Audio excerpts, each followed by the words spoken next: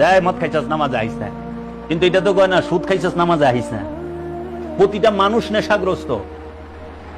আপনি যদি মদ খান, মনে করেন 6 ঘন্টা 8 ঘন্টা 12 ঘন্টা 24 ঘন্টা 2 দিন 3 দিন 4 দিন 5 দিন সর্বোচ্চ নেশাটা থাকবো, এর বেশি তো না।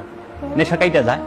কিন্তু মোহ এমন এক নেশা, সম্পদের এমন এক নেশা, একটা সম্পদের নেশা একটা দেশ ধ্বংস করে দেয়, একটা জাতি ধ্বংস করে দেয়। এখন মোহ ছাড়া কোনো মানুষ নাই। প্রতিটা মানুষের মোহ আছে। যেই মানুষ নামাজ পড়ায় হেরও মোহ আছে। এর লেগে হ্যাঁ নিজের কান্দে বুঝা লইব না, ওইটি মদ খোরের কান্দে দিয়া দেয় মদ খাইছাস নামাজে আইস না, কিন্তু এটা তো কয় না সুদ খাইছাস নামাজে আইস না।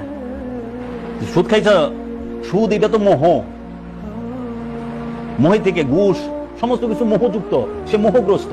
এর জন্য বলছে মোহগ্রস্ত বলতে সালাতের ধারের কাছে আয়ও না, অনে বানাই দিছে। কারণ মৌলবী সাহেব তো মদ খায় না, কিন্তু সন্তানের মোহ আছে না, পরিবারের মোহ নাই, রূপের মোহ নাই, জান্নাতে যাওয়ার মোহ নাই, মোহগ্রস্ত তো।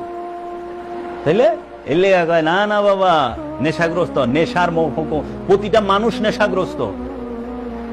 আপনি যদি মদ খান, মনে করেন 6 ঘন্টা 8 ঘন্টা 12 ঘন্টা 24 ঘন্টা 2 দিন 3 দিন 4 দিন 5 দিন সর্বোচ্চ নেশাটা থাকবো, এর বেশি তো না। নেশা কাইটা যায়।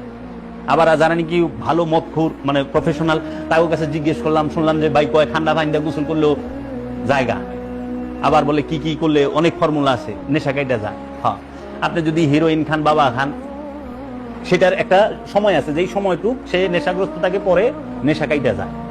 এবং সে যদি মদ খায়, হেরোইন খায়, বাবা খায়, ফেন্সি খায়, সে হইলো নিজেকে ধ্বংস করতে আছে।